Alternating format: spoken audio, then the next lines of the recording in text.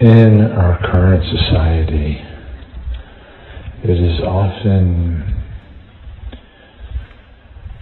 seemingly required, and perhaps actually required, to suppress your emotions so you don't burn bridges, lie, or hold back truth, or don't share enough truth that the person has an understanding of what's actually going on, because it could just cause a lot of trouble, or it would involve limiting your freedom to such a great extent. So lying, expressing how you feel, and all of this brings a feeling of being isolated, that you're not together. Because if you can be honest with everyone, just about how you feel and what's going on, then you're going to feel connected with them. And hopefully there's at least one person in your life where you can do that.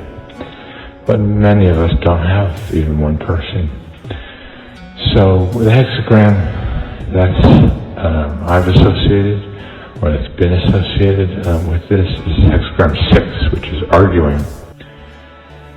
And the technique I've been using lately is to look at the tarot, map it to called trial, return, Bardo, and then have hexagrams associated with those positions in those cards.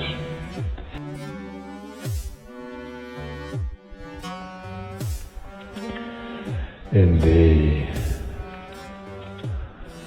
trial and return, this arguing that's happening, which comes from and perpetuates attachment, agendas, judging, grasping. And it is my opinion that the only thing we can do with this, because being completely honest and not suppressing emotions, or at least the expression of emotions, isn't going to be workable for a lot of people, given their job and their relationships with people.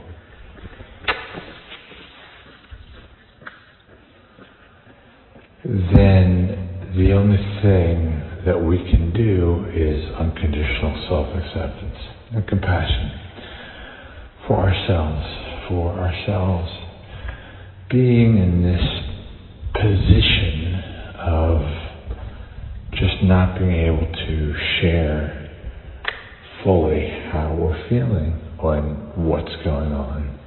And I'm talking even about minor things that you can't share sometimes, because if you were to share it, it would just cause a lot of problems that you're just not ready to take on. And so there's this split, because part of you wants to feel connected, wants to be truthful, wants to express the feelings, and another part of you is saying, no, can't do that. And it doesn't mean that either side is wrong. Both sides have a valid perspective. That's hexagram 6.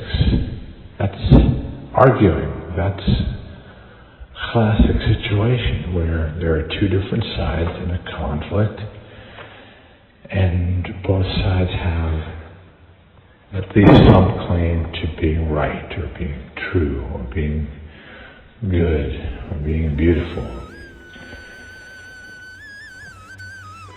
And so we live in that dance between these two things, neither of which will be satisfied.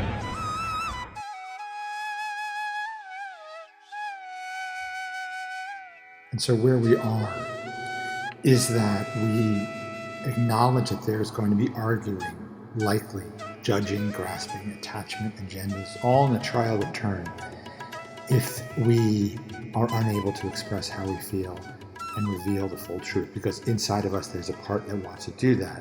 When that part is suppressed, we create separation. So rather than trying to force ourselves to be always honest, because that can lead to trouble in our modern society, we want to find compassion for our inner and outer arguments that come from not revealing the truth, and not expressing our feelings. What can come is a kind of urge to take control, to escape the Karpman drama triangle, KDT, no longer be a victim, but rescue yourself with some image or plan, or make someone into the persecutor, or persecute someone else, just to get yourself out of the victim status. But instead, we want to get off the KDT, we want to get off the Karpman drama triangle, so we let go of needing control, needing to control the story, needing to control the image.